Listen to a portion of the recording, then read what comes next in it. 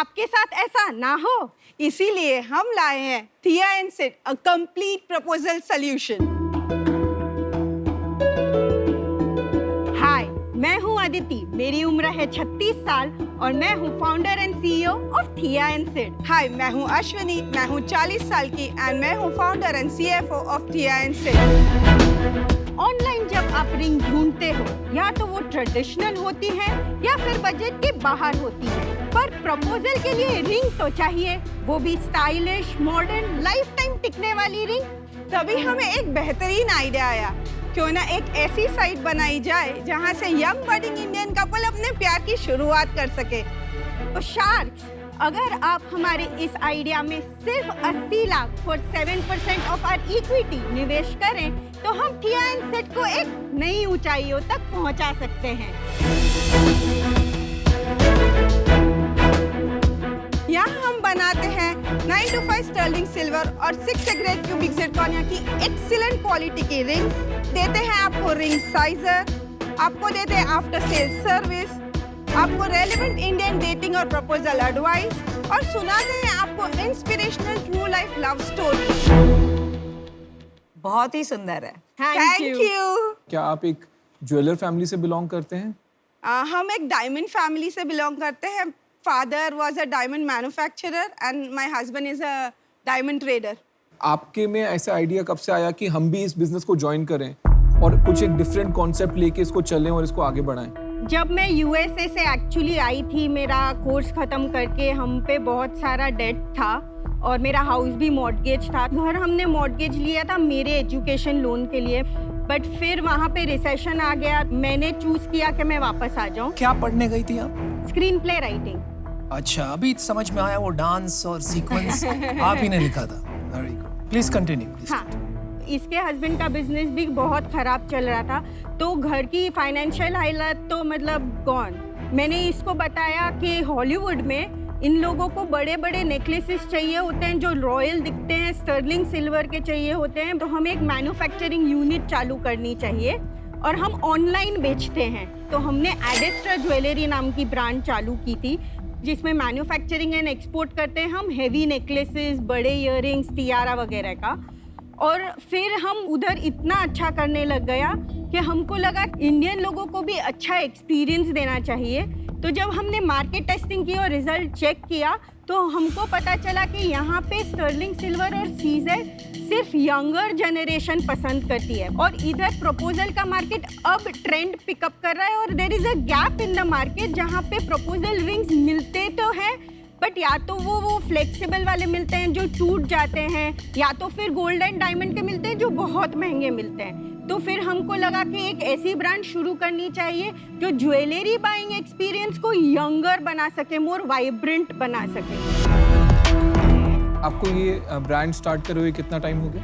थिया एंड सिड चालू किए हुए 5 महीने हुए हैं, एडेस्ट्रा चालू करके 5 साल हो गए। मुझे आपकी पैकेजिंग इतनी खास नहीं लगी क्योंकि बड़ा थोड़ा सिंपल बॉक्स है, पर आपका अंदर जो आपने मार्केटिंग एलिमेंट्स डाले हैं, जो कोलैटरल डाला है, इट्स अमेजिंग। मतलब it is as if you've studied marketing also.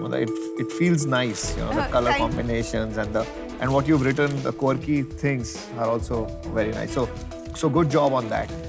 I wanted to understand more on you guys that दूसरा business कर रहे हो या वो बंद कर दिया है? नहीं, एडेस्ट्रा चालू है। हम चलाते थे, बट अभी उसको हमने ऑटोमेटेड मोड रख के हमारी मदर को उधर बिठा दिया है। तो वो कर रही है वो बिजनेस? हाँ, मदर को बिठा दिया है। आपके हस्बैंड्स नहीं देखते वो काम? I am not married. तो आप शादी.com पे नहीं गए? यहाँ से सीधा नहीं जा रही। अभी वही बाकी है।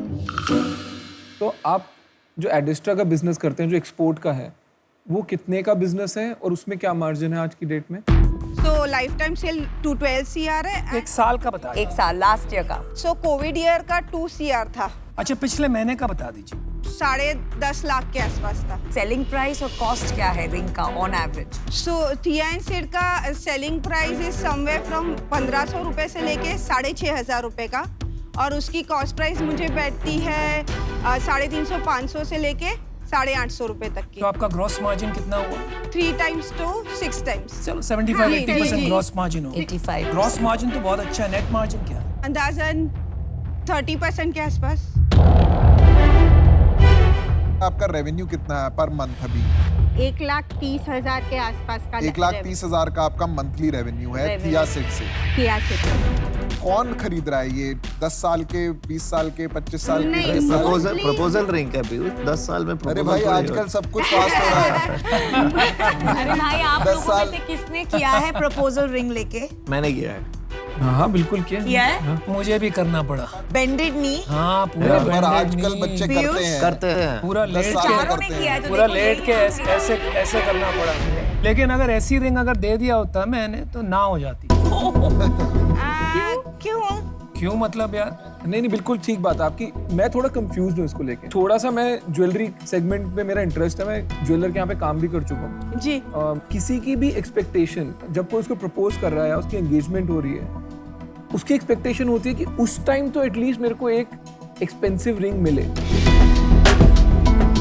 आप उस एक्सपेक्टेशन में एक प्रोडक्ट ला रहे हैं जिसको आप प्राइसिंग बोल रहे हैं 6 से 10,000 रुपए, तो वो जो एक्सपेक्टेशन है मार्केट की और आपका जो प्रोडक्ट है उसका तो कोई लेना देना ही नहीं हुआ। आई थिंक एक बार समझ, आपके हिसाब से आपका टारगेट कंज्यूमर कौन है? कौन खरीद रहा है आपसे? बिकॉज ऐसा तो नहीं है आप सेल नहीं कर रहे हैं अच्छी। 18 साल से 24 साल के लड़के जिनके पास अभी तक जॉब नहीं है बट वो उनको 18 से 24 साल में प्रपोज कर देते हैं। प्रपोजल और एंगेजमेंट तो अलग ओकेजन हो गए। एंगेजमेंट पे वो लोग एकदम एक्सपेंसिव रिंग एक्सपेक्ट करते हैं, गोल्ड डायमंड की वैसी ये वैसी। गर्लफ्रेंड को दे देते हैं बस। ये हाँ, ये lock करने के लिए। डेस्टिनेशन के वहाँ पे होते हैं। ये आपका photography। 80% सेल्स का वैलेंटाइंस डे पे आता है। हाँ ऑब्वियसली। आप बेसिकली अब कर रहे हैं कि आपको 10 लड़कियों को अलग अलग रिंग देनी है। आप उनसे 10,000 की रिंग ले लीजिए, 1 लाख रुपए की, 10 को प्रपोज कर दीजिए, जो मान जाएगी उसको एक प्रॉपर रिंग दे दीजिएगा। हाँ तो परफेक्ट है आपका टारगेट मार्केट। इसका मतलब 10 टाइम्स हो गया। मैं एक बात से पूरी तरह से सहमत हूँ कि मिलेनियल्स जो है, अभी जो नया जनरेशन है, they are looking for everyday jewellery silver में, और आपकी जो फिनिश है, आपका जो प्रोडक्ट है बड़ा अच्छा है। तो आप एक ज्वेलरी ब्रांड क्यों नहीं सोचते?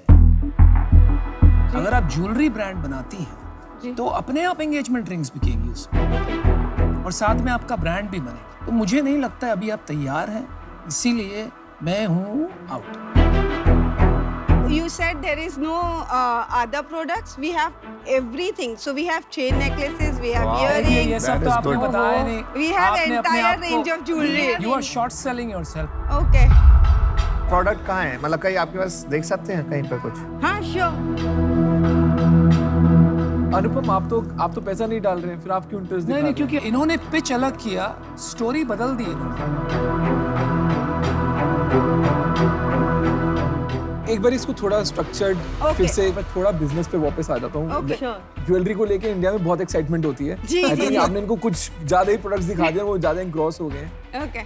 पीयूष आप इन है आउट है? मैं अभी सोच रहा हूँ, पहले अभी आपका तो फिलहाल वो डिसीजन डिजाइन पे फोकस्ड है। मैं अभी बिजनेस समझ रहा हूँ कि ड्रीम क्या है, बनेगा क्या आज से 10 साल बाद? पीयूष के लिए सॉल्व करते हैं थोड़ा।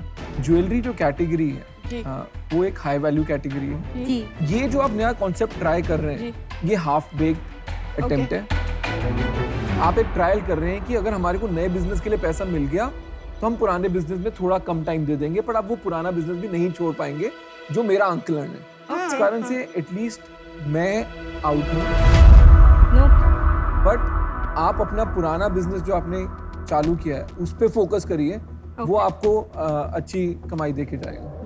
इनफैक्ट आपका जो पिच था वो शुरू हुआ लाइफ टाइम प्रपोजल से, फिर हो गया as you change your girlfriend Valentine proposal, फिर वो हो गया not just rings but other jewellery. तो वो वैल्यू प्रोपोजिशन समझ में नहीं आ रहा है, तो because of this confusion I am out. Actually ये टारगेट ऑडियंस 18 to 24 को ना समझना थोड़ा सा दे आर डिफरेंट। ऑफर कर रहे हो आप? मैं बाहर चला गया था, फिर मैंने स्टोरी पूरी बदल गई। हाँ, अब फिर आपका आ अभी गया। आप यू नो आउट ऑफ। देखो एक लाइफ इवेंट होता है, वो एक्सपेंसिव ज्वेलरी एक बार जिंदगी वो में शादी अलग होता करते है, हो, हाँ। राइट? और दूसरा एवरीडे ज्वेलरी होती है। ये यार बीच में कहीं लटक रहा है, तो आई थिंक वो तैयारी नहीं है अभी तक। मैं भी इस टाइम सर्टेनली आउट हूँ। मेरे लिए पर्सनली ये कैटेगरी उतनी एक्साइटिंग नहीं है ज्वेलरी, तो मैं इसमें बहुत ज्यादा वैल्यू ऐड कर नहीं पाऊंगा विद दैट मच पैशन, तो इसीलिए मैं इसमें आउट हूँ। मुझे लगता है कि आपका बिजनेस मॉडल सॉलिड है। वो टारगेट ऑडियंस खरीदती है, डिफरेंट चीज़ों के लिए खरीदती है, प्रपोजल के लिए खरीदती है, प्रपोजल रिजेक्ट हो एक्सेप्ट हो, लेकिन वो खरीदेगी, ये आपकी सेल सही होगी। बट मेरे को ये बताओ कि मतलब मैं करना भी चाहता हूँ लेकिन मैं नहीं भी करना चाहता हूँ। आप मेरे को कन्विंस करो कि मैं मतलब लास्ट स्टेटमेंट बोलो कि मैं क्यों करूँ और क्यों नहीं करूँ। आई कैन प्रॉमिस हम इसमें जी जान लगा देंगे, मतलब we will not let you down for sure. And आप देख सकते हो कि हमने बिना किसी इन्वेस्टर के खड़े किए हमारा घर भी हमने मॉर्गेज से बाहर निकलवा लिया है। हम पे कोई ऐसे लोन भी नहीं है, कुछ भी नहीं है, और हमने सक्सेस खड़ा कर रखा है। तो ऐसा नहीं है कि हम वापस नहीं कर सकते, हम कर सकते हैं। और हमारे पास full fledged jewellery manufacturing unit है जिसका हम पूरा फायदा उठा सकते हैं।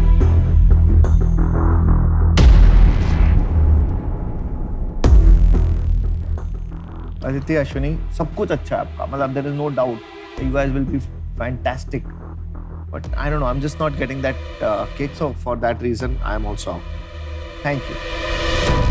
Thank you so much Thank for you. all your time. I Thank you, hope sir. you all have tea and sit drink someday. We will. Thank you so much. Thank you. Thank you. Thank Take care. you. All the best. All the best. Thank you.